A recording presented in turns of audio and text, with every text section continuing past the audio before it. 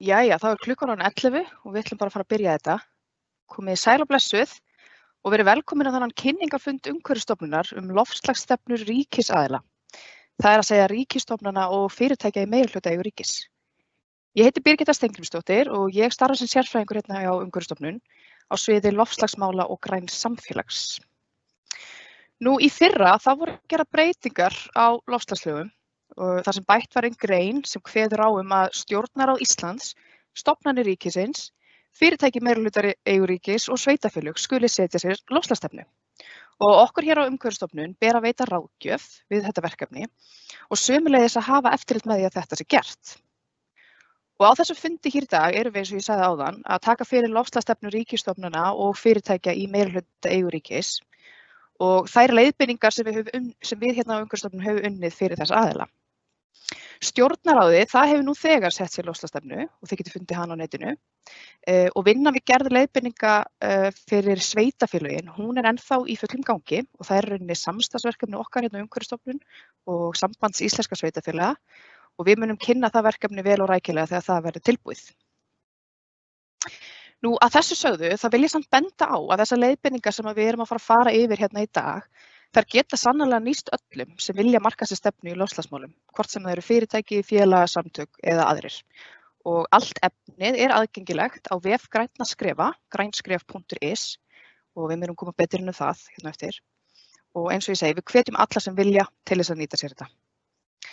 Við ætlum að reyna að hafa erindin í dag stutt og hnitmiðuð af því við vitum öll hvað getur verið erfitt að sitja lengi við skjáinn og reyna að einbeita sér.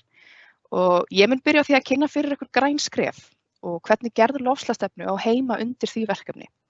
Svo ætlar hún Ásdís Nína Magnúsdóttir, samstarfskona mín hérna á Umhverfisstofnun, að segja ykkur allt loftslagsstefnuna og gerð hennar.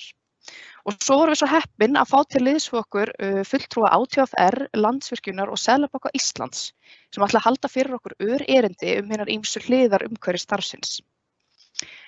Fyrstur er hann Sigurpáll Ingibergsson hjá ÁTVR en hann ætlar að deila með okkur reynslu þeirra af fjárhagslegum ávinningi umhverfisstarfs. Svo ætlar hún Jóna Bjarnadóttir hjá Landsvirkjun að gefa okkur hagnýtt ráð fyrir græna bókhaldið en það er í rauninni hluti af grænarskrifunum og tengist svo inn í gerð loftslagsstefnu eins og við segjum ykkur frá. Og að lokum ætlar svo Thelma Ýr Unnsteinsdóttir hjá Seðlabanka Íslands að segja okkur frá þeirra reynslu við að setja sér loftslagsstefnu. En það er vegferð sem þau hófu núna í sumar og eru að ljúka þessar mundir. Og ég vil hvetja ykkur til að vera duglega að senda inn spurningar. Þið gerir það hérna í spjallforritinu á Teams og við ætlum að klára bara öll erindin og fara svo í spurningar og svör í lokin. En endilega bara sendið þær inn þegar þær poppa upp í hausnum á okkur. Og við viljum reyna að svara þeim sem ríkisaðilunum sem þessi fundur á við í dag. Þannig að það væri mjög gott að við myndum bara setja nafn og frá hvaða stofnun eða fyrirtæki þið eruð, þannig að við getum svona forgangsraða spurningum og svörum til þeirra. Og ef það síðan gefst ykkur aukatími, þá getum við svarað öðrum spurningum. Og svo er alltaf hægt að senda okkur post á grænskref.is og reynum að svara eins og við best getum. En þá ætla ég bara að fá að byrja þetta. Ég ætla að deila hérna með ykkur glærum og segja ykkur frá grænskrefunum. Sjá.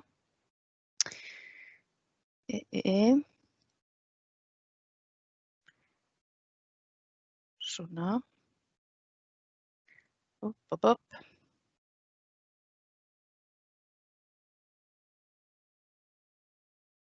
Það ætti þetta að vera komið.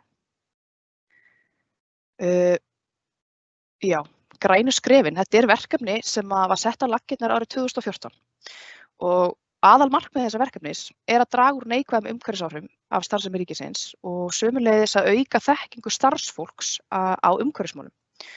Og verkefni er byggt á grænum skrefum Reykjavíkurborgar en við hérna á Umhverfisstofnun við sjáum rekstur og umsjón þessa verkefnis og það er fjármagnað á umhverfis- og auðlindaráðuneytinu.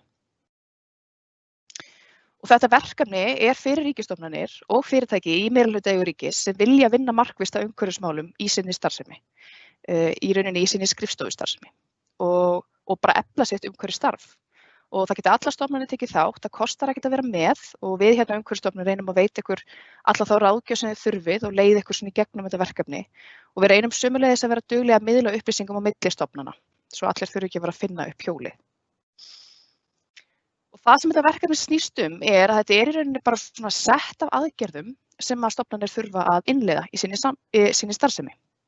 Og við skiptum þessu upp í þessi 5 skref og það eru svona á bilinu 20-40 aðgerðir í hverju skrefi sem við þurfum að uppfylla. Og þegar þið hafi lokið við að minnstakosti 90% aðgerða í fyrsta skrefi, að þá komum við í úttekt og ef allt stenst að þá fáið þið afhenta viðurkenningu sem undirrituð af umhverfis- og auðlindaráðherra og fagnið því skrefi og svo haldið þið áfram í næsta skref. Þannig að þetta er svona uppbyggingin á þessu verkefni. Og aðgerðirnar í hverju skrefi, þeim er skipt í þessa 6 flokka sem þið sjáu hér. Þetta eru svona þeir flokkar sem að ná að okkar viti svona best utan helstu umhverfisáhrif í venjulegri skrifstofustarfsemi. Þetta eru innkaupin, þetta er miðlun og stjórnun, þetta eru viðburðir og fundir, flokkun og minni sóun, rafmagn og húshitun og svo samgangur. Og eins og ég talaði í upphafi þá er aðalmarkmið þessa verkefnis að draga úr neikvæðum umhverfisáhrifum af starfsemi ríkisins og það er eitthvað sem við höfum sannarlega séð gerast. En svo er líka margs konar annar ávinningur sem hefur átt sér stað í þessu verkefni og þetta höfum við séð bæði í könnunum sem við höfum látið gera en líka bara í samtölum okkar við þátttakendur. Til að mynda að þá getur þetta bætt ímynd stofnana bæði út á við en ekki hvað síður inn á við. Við sjáum það að fólk er stolt af því að vinna á vinnustað sem að bera ábyrgð á umhverfismálunum. Og oftar en ekki þá er að skapa svona ný þekking á vinnustaðnum þegar þetta verkefni er innleitt. Bæði bara einmitt þekkingin á því að vera innleiða þetta verkefni en líka bara svona alls konar fræðsla sem fólk fær umhverfismál. Og svo erum við stundum að sjá að aðstaða fyrir starfsfólk er bætt eins og til dæmis fyrir hjólreiðafólk og slíkt. Þannig að oftar en ekki er starfsfólk bara ánægðara í vinnunni. Og svo er það nú bara oft þannig að þegar við erum að taka á umhverfismálunum þá erum við bara að nýta aðföng betur. Við erum að draga úr sóun og við erum að koma í veg fyrir óþarfa innkaup og svo framvegis og þetta getur bara oftar en ekki leitt til lægri rekstrarkostnaðar. Þannig að það er margs konar ávinningur fólginn í grænum skrefunum. En eins og ég sagði hérna í upphafi að þá er stjórnarráðið búið að gefa út sína loftslagsstefnu. Þau gerðu það í fyrra. Þau getur fundið hana bara með því að googla hana á vefnum og þar er að finna mjög ítarlega aðgerðaáætlun, markmið og aðgerðaáætlun sem stjórnarráðið hefur sett sér og þar er minnst á grænu skrefin og hér segir gerðar verða kröfur að allar ríkisstofnanir uppfylli öll 5 grænu skrefin fyrir 1. júní 2021 og ráðuneytin áttu í rauninni að vera búin 2019 en þau eru svona vel og vel komin flest öll. Þarna sjáum við að það er svolítið verið að sparka í rassinn á okkur að fá allar stofnanir inn í þetta verkefni. Hingað til hefur þetta verið valkvætt verkefni en þarna erum við að fá svona svolítið aukispark. Og við finnum alveg fyrir því í verkefninu það er mikill áhugi, mikill fjöldi nýskráninga núna í haust, hvort sem það er út af þessari kröfu eða bara auknum áhuga á umhverfismálum í samfélaginu, er þetta að segja, kannski er það bara bland beggja. En þið allavega vitið af þessari kröfu og ég vænti þess að ráðuneytin fari svolítið að þrýsta á sína undirstofnanir að bæði skrá sig til leiks og reyna að setja smá trukk í þetta verkefni, sem er bara mjög ánægjulegt. Og þið getið fundið allar upplýsingar verkefnið inn á grænskref.is. Þar getið lesið ykkur til bara hvernig þetta verkefni virkar, hvað það snýst. Þið getið séð hverjir taka þátt og hversu langt eru komnir í verkefninu. Og þið getið líka lesið ykkur til græna bókhaldið og loftslagsstefnuna. Og svo getið líka skráð ykkur til leiks. Þið sjáu það efst upp í hægra horninu, flipið sem heitir Taktu skrefið. Þar er rauninni skráið ykkur í verkefnið og ég hveti ykkur sjálfsögðu til að gera það. En í dag eru 94 stofnanir skráð til leiks í verkefnið. Þetta eru 310 starfsstöðvar all land og verkefnið nær því til tæplega 11.000 starfsmanna ríkisins. Og okkur reiknast til að stofnanir og fyrirtæki meirihluti ríkis séu svona eitthvað 190 þannig að við erum svona komin með kannski helminginn inn í verkefnið og við erum bara spennt að fá hinn helminginn með til leiks. Þið sjáu líka þarna lengst til hægri niðri að það eru 44 stofnanir sem skila grænu bókhaldi eða sem skiluðu því sérstætt fyrir árið 2019. Mér langaði að segja ykkur hans frá því. En grænt bókhald, það er í rauninni ein mikilvægasta aðgerðin í þessu verkefni og það kemur við sögu í öllum 5 grænu skrefunum. Og þetta er í rauninni okkar leið til þess að fylgjast með árangur okkar í umhverfismálum og setja okkur raunhæf markmið. Og það sem við erum að gera í græna bókhaldinu er að við erum að taka saman tölulegar upplýsingar magn og eðli innkaupa og þannig fáum við í rauninni svona aðra vídd í þetta venjulega rekstrarbókhald. Hér sjáu þið hvað þættir þetta eru sem við erum að horfa á í græna bókhaldinu. Þetta er úrgangsmagn og endurvinnsluhlutfall. Þetta er notkun okkar á pappír. Þetta er eldsneytisnotkun vegna samgangna. Þetta rafmagn og húshitun og svo efnanotkun. Þarna erum við aðalega að fylgjast með ræsti og hreinsiefnum. Og innbyggt í græna bókhaldið að losun fyrir þessa bláu þætti hérna, úrgang, samgöngur og orkunotkun, hún reiknast sjálfkrafa, það að segja losun gróðurhúsalofttegunda. Þannig að við erum með losunarstuðla sem við hérna Umhverfisstofnun gefum út, við erum með þá innbyggða í græna bókhaldið. Þannig að þetta er líka leið fyrir ykkur til þess að fylgjast með einmitt losuninni frá ykkar starfsemi, frá þessum þáttum. Og þar kemur rauninni þessi loftslagsvinkill svolítið inn. Og margar af aðgerðum grænu skrifanna eru náttúrulega þess eðlis að við erum að draga úr losun gróðurhúsalofttegunda. Og sömuleiðis erum við líka bara að reyna að formfesta svolítið umhverfisstarfið í aðgerðum grænna skrifa. Við erum að fá okkur til að setja ykkur umhverfisstefnu, halda grænt bókhald og svo framvegis. Og þess vegna fannst okkur auðvitað liggja beinast við að fletta í rauninni eða flétta loftslagsstefnu skylduna inn í grænu skrifin. Þetta er sami markhópur og sömu markmið. Þannig að við horfum rauninni svolítið á þetta sem bara sama verkefni. Og núna stendur yfir hjá okkur í grænu skrifunum bara svona yfirhalningarfasi. Við erum í rauninni að fara yfir allar aðgerðirnar og reyna að koma þessum loftslagsvinkli enn frekar til skila. Það að segja að aðgerðirnar stuðli enn frekar að samdrætti í losun og tengist þá inn í þessa loftslagsstefnu. Og við ætlum að reyna að hafa fýsískan morgunverðarfund í lok október í grænu skrifunum. Og þar ætlum við í rauninni að bera þessar endurbætur okkar undir ykkur þáttakendur og fá svona ykkar endurgjöf á þær. Og við hvetjum bara alla þáttakendur til að mæta, við munum senda út fundarboð og við hvetjum þá sem eru ekki skráðir í grænu skrifin til að skrá sig og mæta með okkur á þennan fund, sem vonandi verður fýsískur í lok október. Og svo langar mér bara að segja að lokum að það er rosalega mikilvægt og mikilvægur liður í þessu verkefni að fagna hverju skrefi, fagna hverjum áfanga og deila því með starfsfólki hvað við höfum verið að gera og svona segja þeim að þau megi vera stolt af sér og sínu. Og hvort sem það er gert með grænskrefa köku eða með því að opna grænan bjór eða hvað það er, þá hvetjum við ykkur alltaf til þess að fagna. Þannig að þetta verkefni í rauninni líka bara svolítið hópefli, þjappar hópinn svolítið saman. En ég ætla ekki að hafa þetta neitt mikið lengra. Ég ætla bara að þakka fyrir mig og bjóða hana Ásdísi velkomin á skjáinn og þið bara verið duglega að senda inn spurningar sem við svörum í lokin. Kærar þakkir.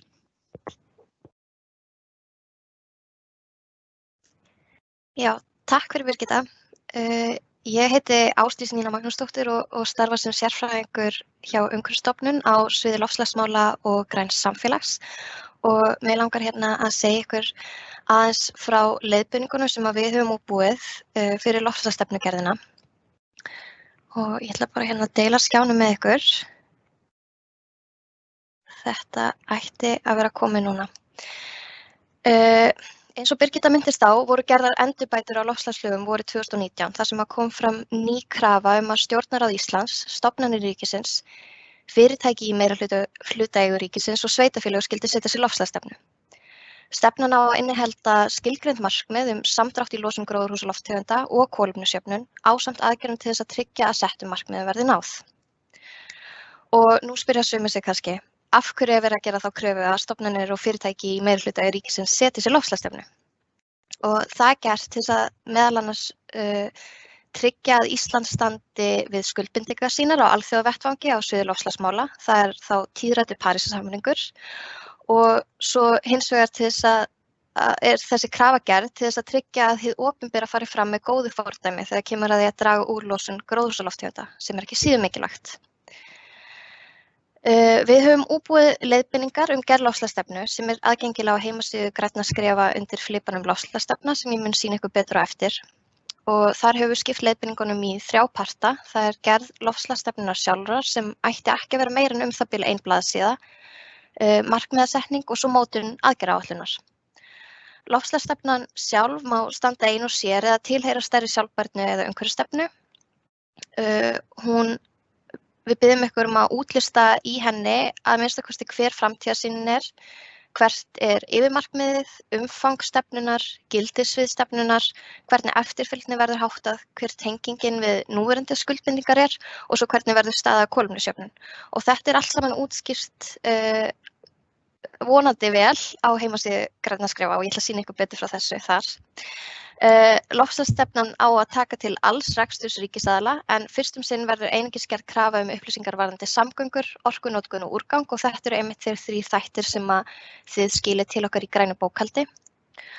Og við hvetjum ykkur til þess að hefjast handa strax eða sem fyrst við mótun loftslagsstefnu en stefnan ásamt markmiðum og aðgerðaáætlun á að vera samþykkt og innleidd eigi síðan í árslok 2021.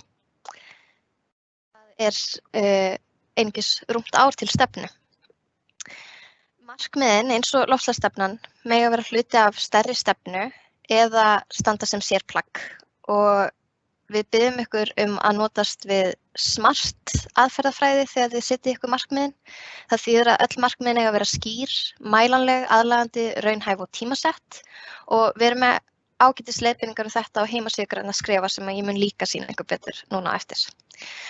Til að hægt sé að setja sér mælanleg markmið þarf að byrja á að reikna losun gróðurhúsalofttegunda vegna starfseminnar.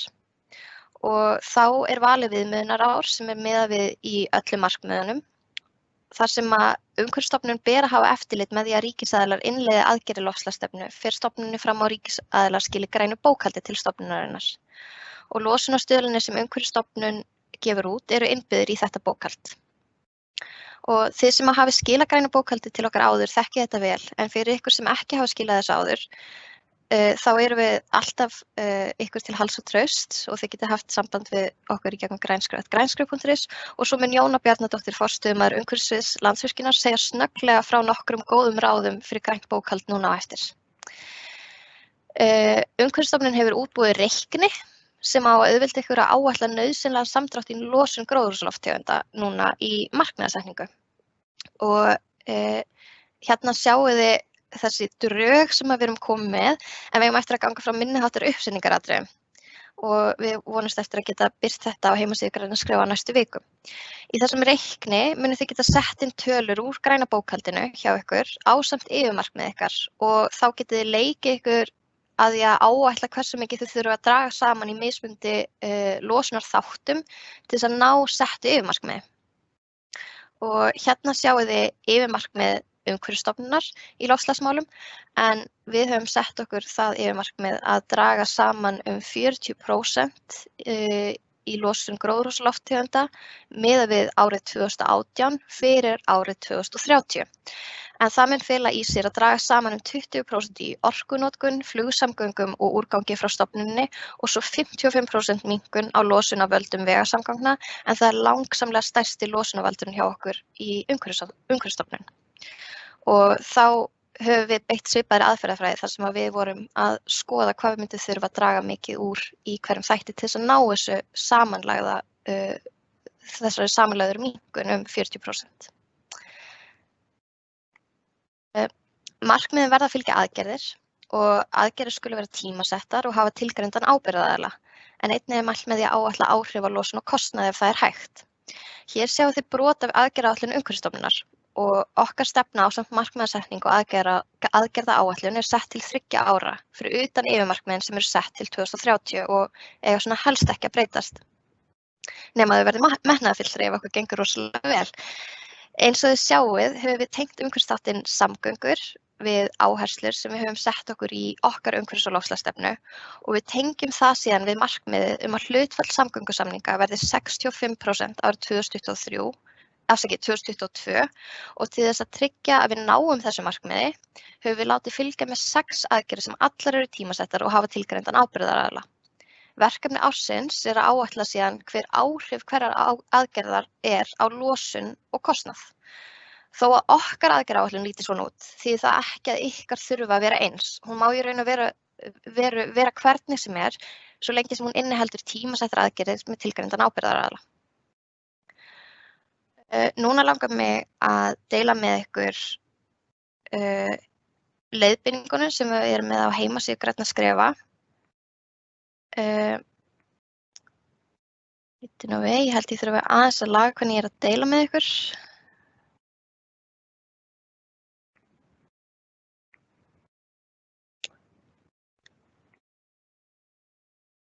Svona, hér erum við komin inn á heimasíðu Grænna skrefa og hérna í hægra horninu finnum við loftslagsstefnuna og hér sjáum við ég ætla nú ekki að fara í gegnum allt, sko, ég ætla bara svona að sýna ykkur lauslega eða fljótlega hvar hlutinir eru.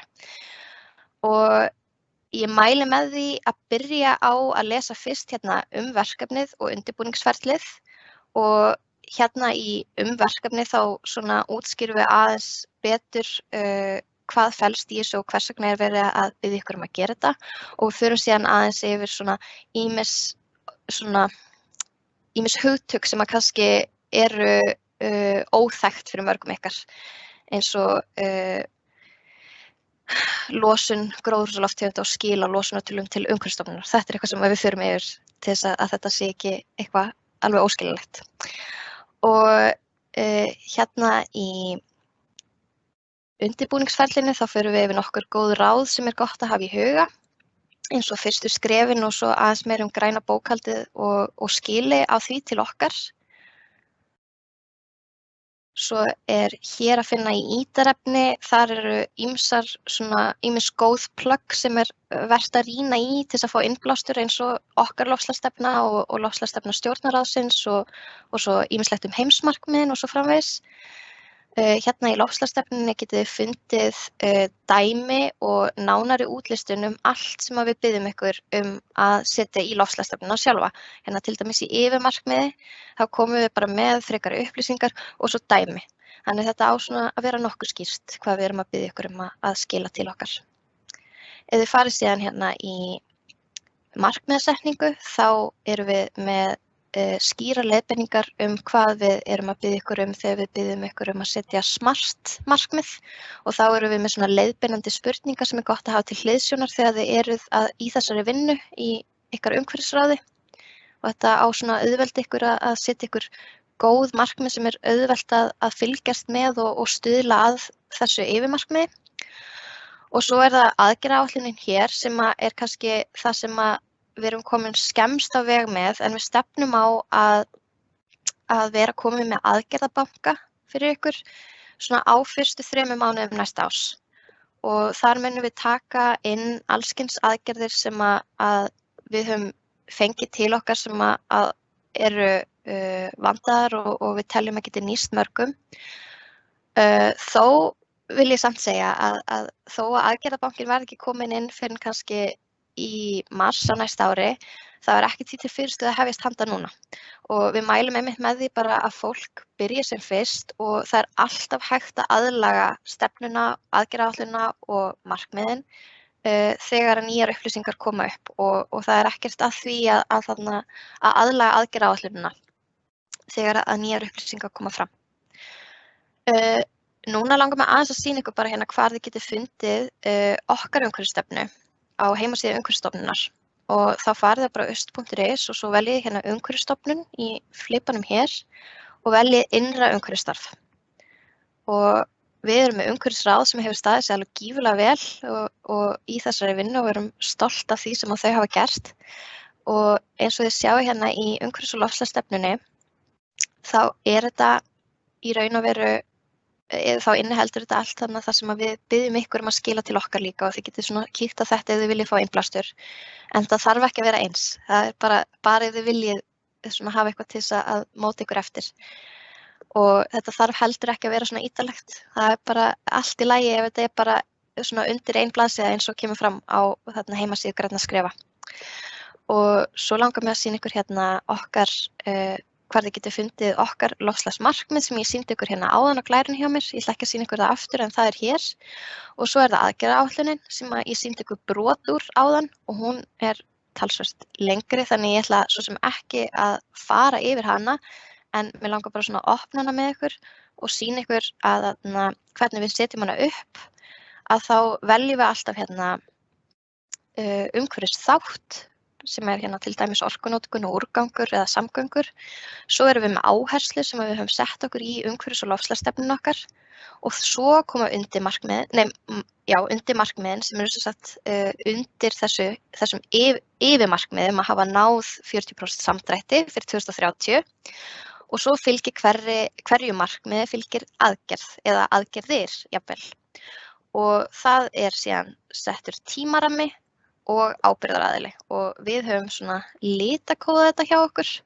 Þannig að þessi græni flippi sem mjög oft hérna umhverfisráðið og þessi ljósbláu eru gæðastjórinn hjá okkur.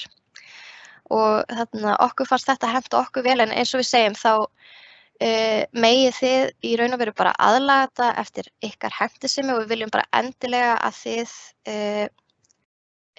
hafið þetta svona sem mest sniðið að ykkar þörfum og ykkar starfsemi. En að því sögðu þá langar mig að þakka ykkur fyrir áheyrnina og benda ykkur á að þið getið sent inn spurningar hvenær sem og við svörum þeim í lokin.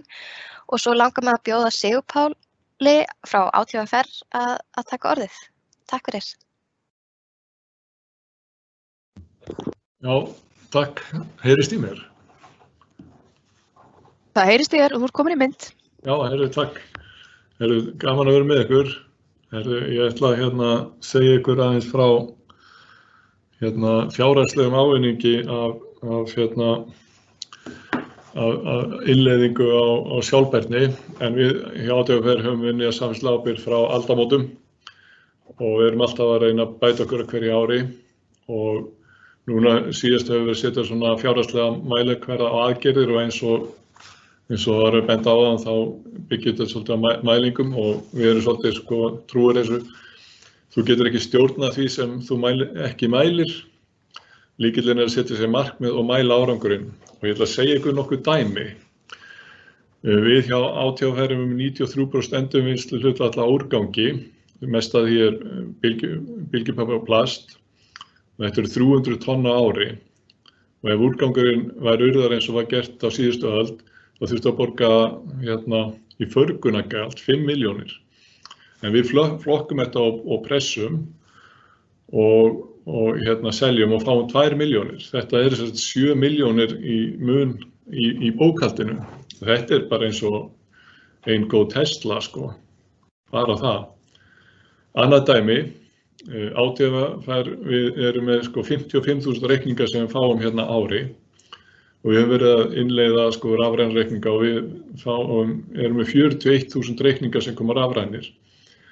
Og hlutfallið alltaf aukast og komið 75%. Hagræði af reikningum bæði efnahagslegt og umhverfislegt.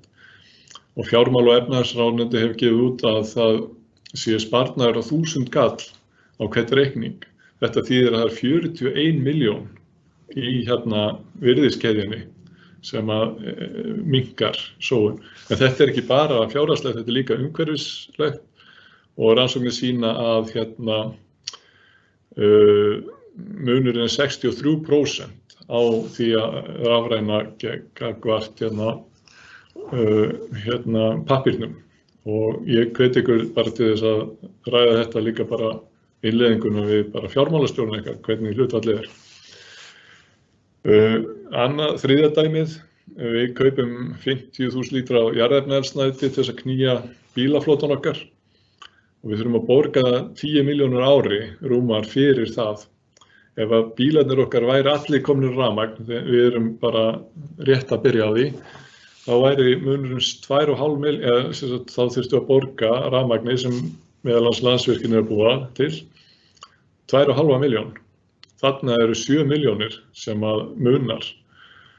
Þannig að það mikill ávinningur á þessu. Þetta ekki bara kostnaður að fara í þessar aðgerðir. Vissulega einhver startkostnaður en þetta kemur tilbaka. Og við erum með mjög stóra tölur í mannauði og ég get bara nefnt ykkur við bönnuðum fyrir nokkrum árum einnota umbúðir. Og bara hagnaðurinn af því, hann dugar fyrir allri kolefnisjöfnun okkar. Síðan ég rosalega hrifinn af á vinn.is, þá var gert fyrir 2018 og þá minnkuðu þær stofnanir sem að Birgitta var að segja frá, pappírsnotkun 29%. Og ef það var yfirfært yfir á allt saman, öll ríkisfyrirtækin, þá voru 70 milljónir sem sparast á línuna. Það munar það. Og minni sóun og áhersla sjálfbærni skilar fjárhagslegum ávinningi. Ég hvet ykkur til þess að setja fjárhagslega mælikvarða á hluti. Það getur hjálpað til við innleiðinguna. Ef það einhverja hindranir, þá þetta benda á þessa hluti. Áhersla á sjálfbærni arðbær fjárfesting til framtíðar. Og síðan lokin þá á vef Festu, samfélagsábyrgð.is, greinaflokkur sem heitir Auratal, hagnaður á sjálfbærni, og þar hægt að lesa sig til frá nokkrum fyrirtækjum. Ég þakka fyrir. Kæra þakkir, Sigurpáll. Mjög áhugavert. Þá ætlum við að bjóða hana Jónu Bjarnadóttur hjá Landsvirkjun velkomna. Hún ætlar að segja ykkur frá hagnýtum ráðum varðandi græna bókhaldið. Gjörðu svo vel, Jóna. Takk. Heyrðu í mér? Já. Já, það Stöllur Ásdís og Birgitta báðu mig á 3 mínútum að koma með nokkur hagnýtt ráð varðandi gagnaöflun í græna bókhaldið. En gagnaöflun og gæði gagna í umhverfisbókhaldi mjög mikilvægur liður í aðgerðaáætlun loftslagsstefnu, eins og var komið inn á áðan. En það að vita hvað við erum að losa, hvar í starfseminni losunin á sér stað, að það nauðsynlegt til þess að geta tekið svo ákvarðanir hvað aðgerðir á að setja inn í aðgerðaáætlunina, setja okkur markmið og síðan fylgja þeim eftir. Þannig ég ætla að við tókum saman hér nokkur á Landsvirkjun praktísk ráð, svona ef við værum að byrja bara á morgun, byggt á þeirri þekkingu sem hjá okkur. Og eiginlega fyrsta ráði væri að yfirfæra þekkingu bara úr reiknishaldinu, að eignast góðan við í bókhaldinu. En umhverfisbókhaldið nátengt fjárhagsbókhaldinu, en við erum bara að skrá magn efna í staðinn fyrir fjármagn. Og þessar upplýsingar það liggja oftar en ekki bara á sama stað á reikningunum sem koma inn. Næsta væri að gera vel bara einu sinni. Gefa sér smá tíma til að kortleggja hvað upplýsingar þarf að safna, hvar gögnin að finna og skilgreina strax í upphafi skýra verkferla og ábyrgð. Og þá ég að tala ábyrgð með gögnunum sem fara inn í bókhaldið, að hún liggi hjá einhverjum innan stofnunarinnar eða fyrirtækisins sem ber ábyrgð á viðkomandi innkaupum eða viðkomandi þætti í rekstrinum eftir hvar upplýsingarnar koma inn. Að því að sá aðili líka bestur þá til þess að vita hvert upplýsingarnar séu nokkuð réttar og hvert eitthvað sé að falla á milli því að það svo að stemma af í lok ársins. Annað væri upplýsingarnar komið jafnt og þétt yfir árið og það líka bara mikilvægt til þess að vita hver stefnið með markmið ársins og svo einnig til þess að verði ekki of mikil vinna í lok árs við að leita að gögnunum. Ef að rekstra einhverja hindranir í þessum skrefum, að þá líka bara mikilvægt að eiga strax samtal við uppsprettu upplýsingarna. Það til dæmis ef þetta gögn frá birgja, verktaka eða þjónustaðila, að heyra bara í viðkomandi og segja hei, við erum að taka saman umhverfisbókhald, við erum að versla við ykkur, á reikningunum rosalega skýrt hvað við erum að greiða, en magnið ekki sett upp á þann hátt að við getum setta inn í græna bókhaldið okkar. Og oftar en ekki að þá færum við góð viðbrögð, en ég fagna öllum liðstyrk sem við fáum í þessa vegferð. Því fleiri sem að biðja þessu upplýsingar að því betur við nokkuð ganga að fá þetta á bara góðu formi. Og síðan að ná tölunum inn sem fyrst í flæði gagnanna í gegnum starfseminni hjá okkur. Að, ef þetta upplýsingar að reikningi taka bara beint af reikningnum strax þá sem tekur við reikningum eins og bókhaldið að skráða inn að þá sé skráð inn bara bæði kostnaður og magn og samþykktraðli reiknings eins og hjá okkur sem tilfellum samþykkið þá strax bara upphæðina og magnið þannig við vitum að þetta þá réttar upplýsingar sem hafa verið að koma inn. En þetta líka getur upplýsingar á þjónustu síðum, byrgja þjónustuaðila eða aflestur á mælum bara eftir hvað við á og hafa sem fæst handtök og sem innstan handinslátt ef því við komið. Villurnar koma helst þar og það getur verið tímafrekt að leiðrétta og leita upp villur eftir á. En auðvitað bara byrja að slá inn handvirkt og sjá hvernig það gengur og síðan kannski pínu framhalds að fara í svona rafrænar sískráningar. En sumir þjónustaðila bjóða upp á það. Þannig að þessu sögðu að hætturnar að varast ef það ekki skýrt hver ber ábyrgð og hvert verkferlið gögn ekki tekin inn reglulega yfir árið, gögn ekki eru sett inn seint inn í flæðið þeirra fyrirtækið, það of margir að skrá inn gögn og sem kannski pínu stangast á við tímafrestin sem Við höfum til þess að setja sér markmið og koma sér í gang að ekki fara of geyst af stað. Gefa sér smá tíma til að kortleggja hvar skilvirkast að nálgast gögnin og byrja því að læra af reynslu þeirra í bókhaldinu. Þau eru ansi öflug. Þannig ég held að þetta sé svona í stuttu máli en svo bara velkomið að hafa samband og ræða þetta nánar. Hverjum finnst ekki gaman að ræða bókhald? Kæra þakki fyrir þetta, Jóna. Við kannski fáum bara beina öllum fyrirspurnum græna bókhaldi á þig í framhaldinu. Ég segi svona, bara virkilega góð ráð og ég veist, sérstaklega áhugavert þetta með að því fleiri sem pota í byrgjana, því betri verða gögnin. Þannig að við þurfum öll að hjálpa staðið þessu.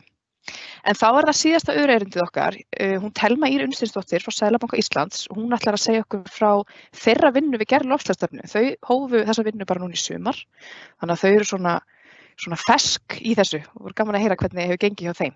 Gjörðu svo vel, Thelma.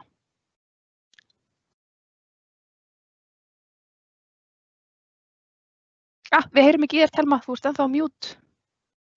Heyrðu núna í mér? Já, þarna ertu. Gjörðu svo vel. Eins og hefur komið fram, heiti ég Thelma Ýr og starfa á mannauðssvið hjá Seðlabanka Íslands. Sem stendur erum við á kafi í þessari vinnu að móta umhverfis- og loftslagsstefnu og vonumst við til að klára þá vinnu fljótlega og geta þá borið hana undir stjórn bankans áður við förum í aðgerðaáætlun og að brjóta markmiðin frekar niður. Árið 2016 fengum við fyrsta græna skrefið okkar. Síðan þá hefur lítið gerst hjá okkur, en svo núna haustið 2019 ákváðum við að reyna að komast lengra með grænu skrefin og þá var ákveðið að auglýsa eftir áhugasömu starfsfólki í umhverfisráð. Það sem fyrra ráð hafði runnið sig út í sandinn. 6 starfsmenn bankans buðu sig fram og þar utan voru forstöðumenn matar- og veitingaþjónustu og eignaumsjónar skipaðir í ráðið. Og svo fengum við einn sérfræðing frá fjárhag til þess að sjá græna bókhaldi. Síðan núna í febrúar var ákveðið að fá doktor Snjólaugu hjá Andrými til þess að hjálpa okkur áfram í þessu. Ég get eiginlega fullyrt það að það er best ákvörðun sem þessi hópur hefur tekið hingað til. Verkefnið þróaðist síðan fljótt yfir í það að fara í stefnumótunina fyrir umhverfis- og loftslagsmálin og við sáum fljótt að við þurftum að byrja á réttum enda að okkar mati. Það er að fara í gegnum greininguna og grunnvinnuna til að geta byggt ofan á það.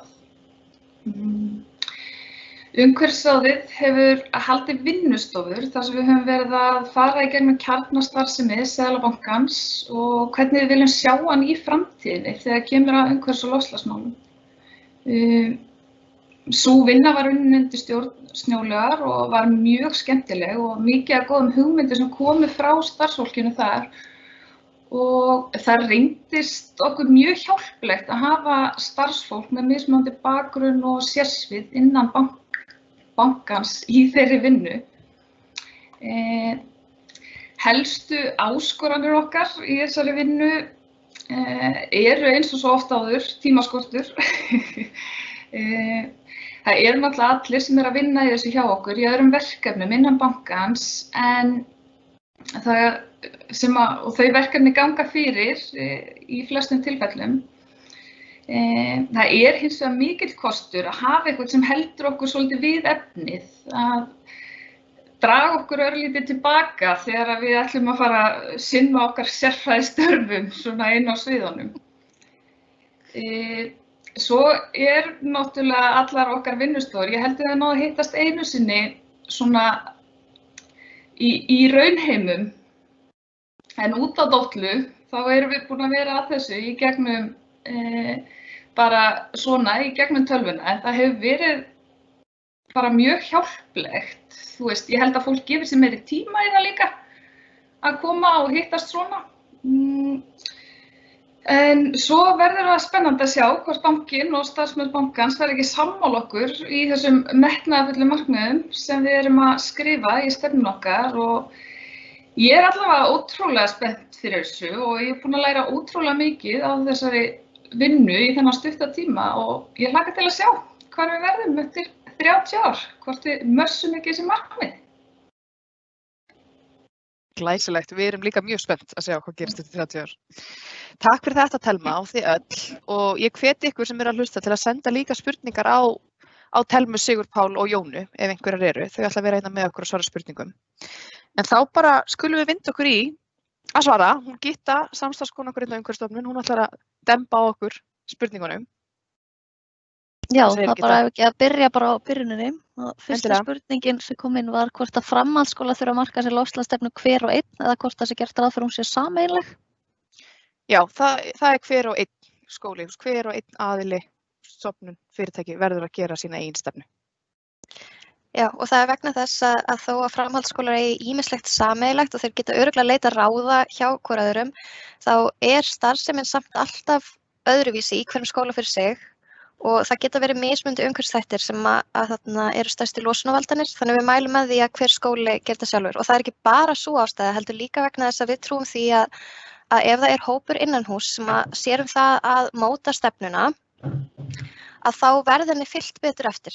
Þá hefur svona,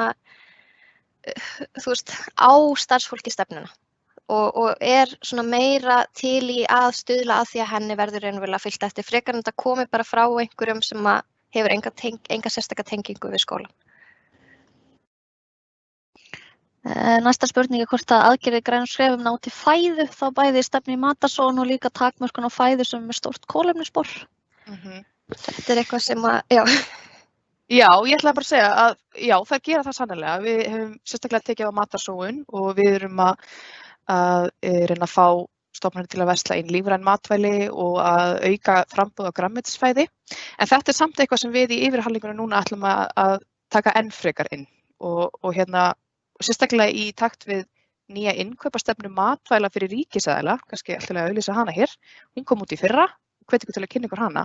Þannig að við ætlum að taka enn frekar á þessum þáttum, matarsóuninni og kolefnisspori fæðunar. Næsta spurning hvort að mælt sé með því að fá utanaðkomandi úttektaraaðila ráðgjafa til að setja á loftslagsstefnu. Kannski fyrst það frá ykkur og svo kannski Telma getur verið með eitthvað input þarna líka. Já, þetta fer náttúrulega bara algjörlega eftir aðstæðum hjá ykkur. Hafið þið kapasitet til þess að setja tíma í þessa vinnu eða áhuga starfsfólks jafnvel. Þetta er bara algjörlega, fer bara algjörlega eftir aðstæðum hjá ykkur. Það er kannski gaman að heyra kannski frá ykkur Telmu og Sigurð Páli og Jónu. Við veitum kannski hvað Telma segir. Viltu endurtaka spurninguna fyrir mig? Það var hvort það væri mælt með því að fá utanaðkomandi úttektaraaðila eða ráðgjafa til að setja loftslagsstefnu. Já, ég myndi mæla með því að vinnan væri gerð innanhús því að þetta er eitthvað sem að starfsfólk er ofboðslega stolt af. En við hins vegar hefðum ekki getað þetta á þess að fá ráðgjafa til þess að halda okkur við efnið, eins og ég sagði áðan. Því að það er mikið af tilkallandi og fólk gefur sér því miður ekki alveg nógu mikinn tíma í að sinna þessum málum. Já, þetta er mjög góð punktur mitt og tengist líka því sem Ásdís var að segja áðan að við þurfum svolítið að passa upp á eignarhaldi á stefnunni, að það sé innanhús. Að við séum að setja þessa stefnu og við höfum þá svona, meiri kraft til þess að fylgja henni eftir. En alltaf gott líka að fá aðstoð ef þess þarf. Já, ef ég bæti við, ég get tekið til það þegar við gerum þetta fyrst stefnu 2010 þá var fengum við aðstoð utanaðkomandi aðila til þess að fá view á þetta og við erum svolítið núna, hefum verið svolítið svona einfarar í seinni tíð. Já, ég myndi bara vilja taka undir þetta. Og líka einmitt að segja svona í upphafi að þá er gott að fá okkur svolítið til að leiða sig áfram. En það er alveg lykilatriði að hafa starfsfólki með og flott hvernig því á Seðlabankanum hafa verið að virkja starfsfólkið. En ég segi ofta að við erum hvert og eitt sérfræðingur í okkar starfi og þá erum við líka sérfræðingur umhverfismálum í okkar starfi og það að gera að virkja allan þann mannauð og kraft sem er innan hverjar stofnunar en að gera að fá eitthvað sem sagt ef að þörf á fleiri höndum að dekka eitthvað til þess að halda utan starfið og svona keyra mann í gang. Einmitt. Næsta spurning hvort að þið munu hvetja aðila til þess að loftslagsbókhaldið taki mið af Greenhouse Gas Protocol, til dæmis við val á losunarstuðlum. Já, sko, losunarstuðlanir eru teknir frá IPCC sem Intergovernmental Panel on Climate Change sem þarna stofnun Sameinuðu þjóðanna og við teljum að það henti betur svona almennt fyrir svona hefðbundin ríkisrekstur að gera þetta svona. Það sem að Greenhouse Gas Protocol eins og ég skil það, en ég eins og ég segi, ég ekki sérfræðingur í akkurat þessu, en þetta eins og ég skil það, þá þarna tekur það meira til svona lífsferilsgreiningar og svona hentugra fyrir oft fyrirtæki sem eru kannski með einhverja tiltekna vöru, en ef að þú ert að líta á eitthvað eins og jarðefnaeldsneyti, þá hentugra að taka losunarstuðlana frá IPCC sem að við notum. Einmitt, og það kannski maður bæta við þetta að ef að þið eruð að mæla einhverja þætti sem að við erum ekki með losunarstuðl fyrir, að þá mælum við alveg klálega með því að nýta sér losunarstuðla Greenhouse Gas Protocol. Akkurat. Það að fólk verið að spyrja hvort að glærurnar verða aðgengilegar og glærurnar og fyrirlesturinn verða aðgengilegar á heimasíðu Grænna skrefa, þannig bara fylgjast með þar, við postum örugglega líka á Facebook og aðgerðaáætlun annað sem að hún Ásdís var að sýna, en náttúrulega það sem frá Umhverfisstofnun aðgengilegt á ust.is. Svo spurning frá Landhelgisgæslunni. Í rekstri sem hefur markmið með að gera út bæði skip og loft fyrir auknum mæli sem að óhjákvæmlega leiðir til meiri kolefnislosunar vegna eldsneytisnotkunar, hvort að sá þáttur sé tekin út fyrir sviga í loftslagsstefnunni og innblínda á þá þætti sem við gætum náð niður í rekstrinum að öðru leyti, eða satt hvernig tengist þessi ef grunnreksturinn rekstur faratækja, hvernig tengist það inn í loftslagsstefnuna? Já, það bara algjörlega inn í umfanginu. Umfang þessara loftslagsstefnu allur reksturinn. Þannig að við myndum klárlega hvetja ykkur til þess að taka þetta með inn í reikningin, þó að eins og ég segi áðan að grænu skrefin meira með kannski bara skrifstofustarfseminni, en þá viljum við svo sannarlega að loftslagsstefnan taki til alls rekstursins. Og við erum alltaf að vinna í því að bæta með okkar losunarstuðla þannig að þeir geti endurspeglað þennan fjölbreytta rekstur ríkisins.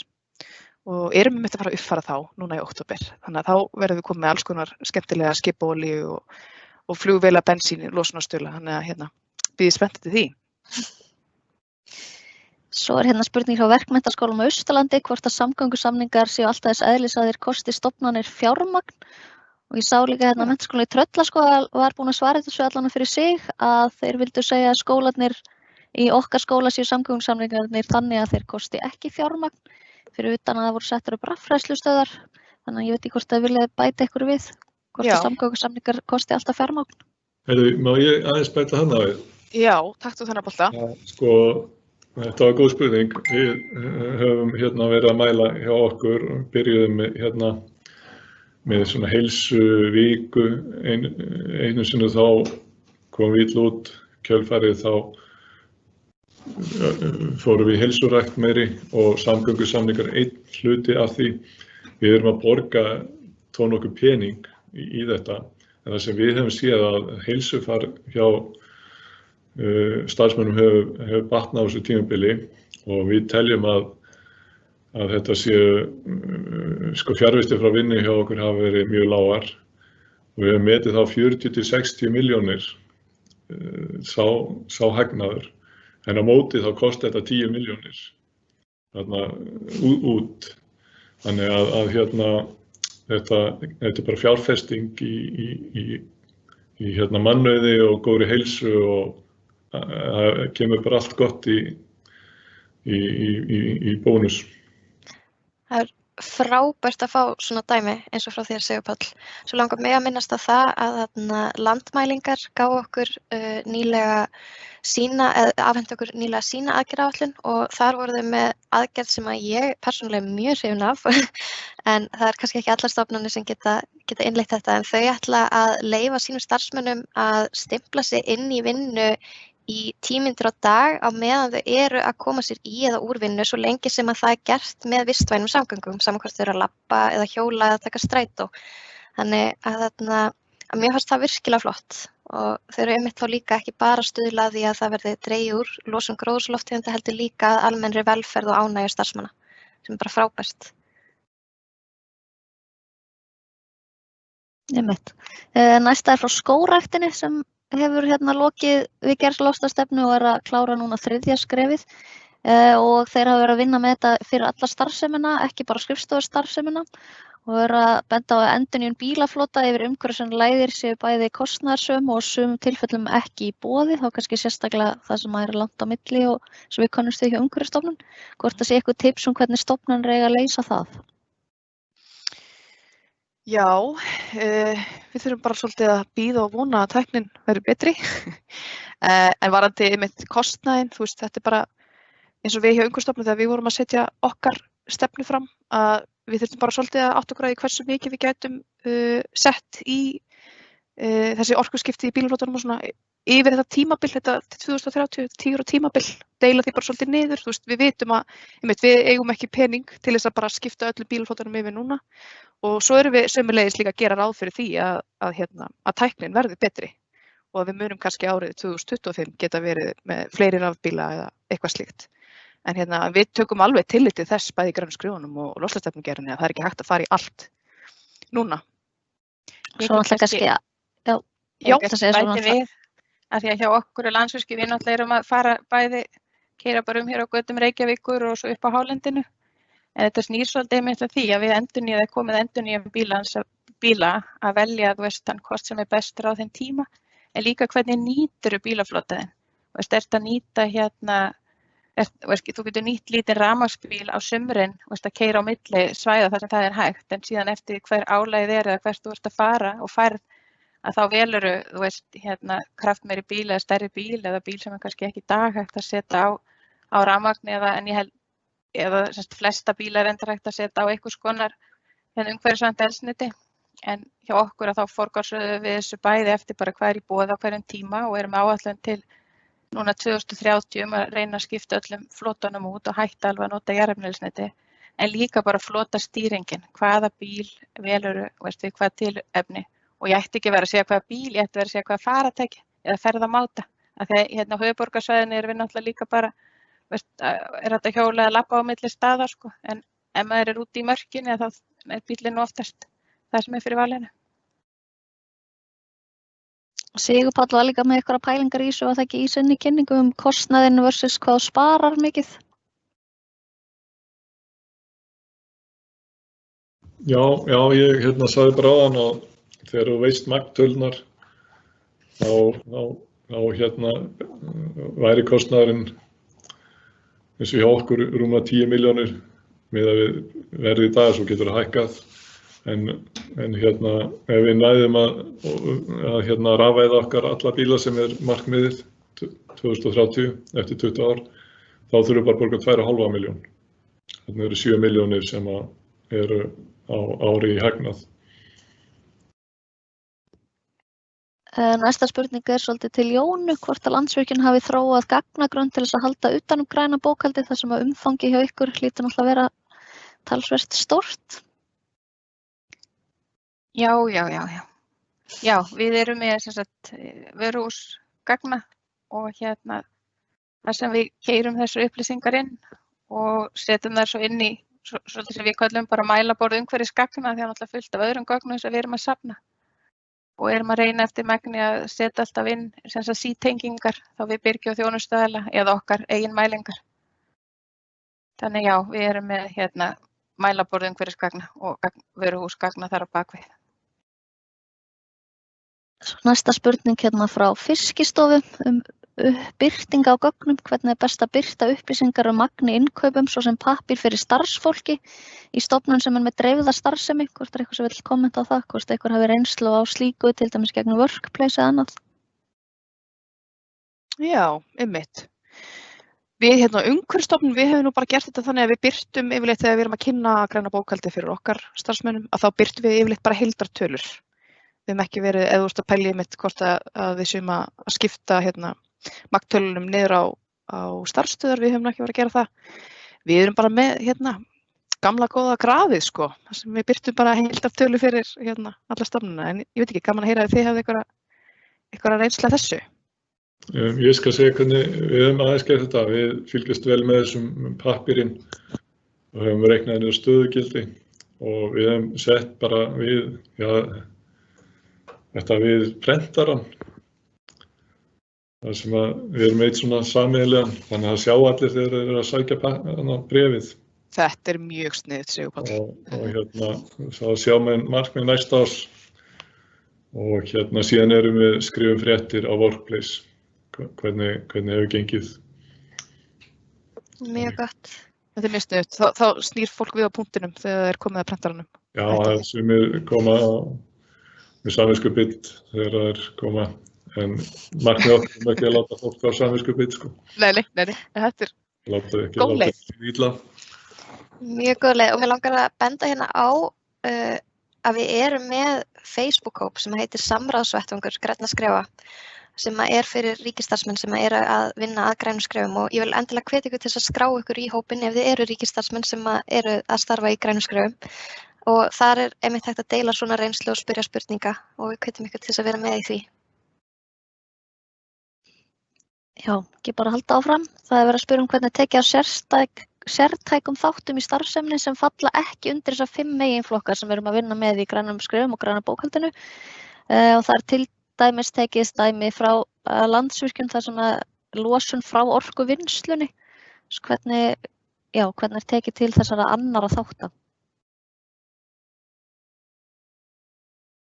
Já, Ásdís, þú kannski ef þú vilt svara þessu, en það sem ég myndi segja væri bara að við hvetjum náttúrulega stofnanir til þess að halda sem ítarlegast umhverfisbókhald, bara eins og þær geta og vilja, en við viljum allavega þessi þætti sem við höfum talað hérna í þessu fyrirlestri komið fram og svo það bara spurning bara bólmagn, hversu mikið þið getið haldið utanum.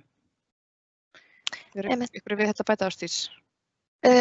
Já, við erum með til dæmis losunarstuðla orkuvinnslu og þó að þeir sé ekki í græna bókhaldinu og ekki í grænu skrefunum þá alltaf hægt að hafa samband við okkur ef eitthvað starf sem með orkuvinnslu og fá þessa losunarstuðla hjá okkur. Og sömuleiðis ef það einhverjir aðrir þættir þá getið alltaf haft samband við okkur og við getum reynt að aðstoða ykkur sem sagt ef það ekki inni í þessum leiðbeiningum eða græna bókhaldinu. Mætti aðeins bæta við, ég veit ekki hvort það var spurning til okkar eða frá ykkur starfsmanni hjá okkur, sko. En ég held að það sé rosalega mikilvægt fyrir alla að setjast niður og kortleggja fyrst hvar mest losun og eins og hjá okkur að þá mest losun vegna orkuvinnslunnar sem frá jarðvarmanum og síðan fyrir losun frá lónum. Þannig okkar stærsta markmið og okkar megin aðgerðir snúa að því að draga úr losun í jarðvarmanum en auðvitað erum við líka á fullu í að bæta okkur þegar kemur að rekstrinum og viljum taka þátt í því einnig þó að það sé kannski minni ávinningur í heildinni í loftslagsbókhaldinu en þetta telur allt og ég held þetta ekki festa sig í þessa flokka sem Umhverfisstofnun leggur fram að þeir eru svona almennir, skoðum hvert og eitt hvar við getum lagt mesta mörkum af því að endanum snýst þetta alltaf að gera betur fyrir umhverfið þó að bókhaldið sé vissulega mikilvægt líka. Nákvæmlega. Mjög góð punktur frá Jónu. Næst til Seðlabankans, hvort þið viljið kommenta á hvað það kostar fyrir bankan að fá utan að komandi aðstoð eins og fyrir græna bókhaldi og fyrir snjólaugu? Já, ég veit nú ekki hvort ég að kommenta á það beint, en ég get allavega fullyrt að það hefur borgað sig í okkar tilviki. Því að svo væntanlega mismunandi hvað svona ráðgjöf kostar. Og hversu ströng hún hvort þetta sé svona vilt aðhald eins og við fáum frá henni snjólu okkar. En ég hugsa ég vilji kannski ekki segja akkurat tölurnar. En endilega hafið þið samband bara við einhverja svona ráðgjafa sem þið hafið. Ég vil bara ítreka þess að það, sko. Það alltaf horft á hennar kostnað, sko. En með því að innleiða sjálfbærni þá kemur líka á hina hliðina, þannig að þetta bara win-win. Svo líka mætti hugsa sér í staðinn fyrir að vera að hugsa ráðgjöf ef það einhver fyrirstaða ekki verið gert ráð fyrir því í bókhaldinu, fjárhagsbókhaldinu, að það má líka kannski hugsa sér samvinna á milli stofnana eða leita ráða hjá fyrirtækjum og stofnunum innan ríkisins sem eru lengur á veg komin og hafa kannski geta gefið heilmikið frá sér og það eru fleiri aðrar en við og ÁTVR sem á þeim lista, þannig að að gera líka bara að nýta sér þá þræði og tengingar sem þið hafið á milli stofnana.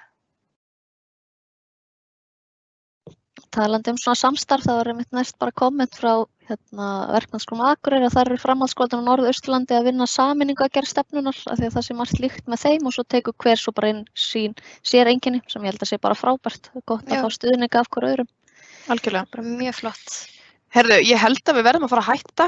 Klukkan er orðin 12:01. Þið ekki sammála mér í því, Gitta, Ásdís? Ég sé að það er fullt af ósvöruðum spurningum. Það er spurning hvort við tökum þær bara saman og reynum að svara þeim bara á vef Grænna skrifa, þar sem við birtum myndbandið og glærurnar. Þannig að við skulum gera þetta bara þannig, af því við viljum ekki halda ykkur hérna lengur. Ég vil bara þakka ykkur öllum kærlega fyrir áheyrnina, minni á heimasíðu Grænna skrifa. Það eru allar helstu upplýsingar grænskrefin og loftslagsstefnuna og svo getið þið alltaf heyrt í okkur grænskref@grænskref.is með frekari spurningar. Kæra þakkir fyrir okkur. Takk hérlega fyrir. Takk.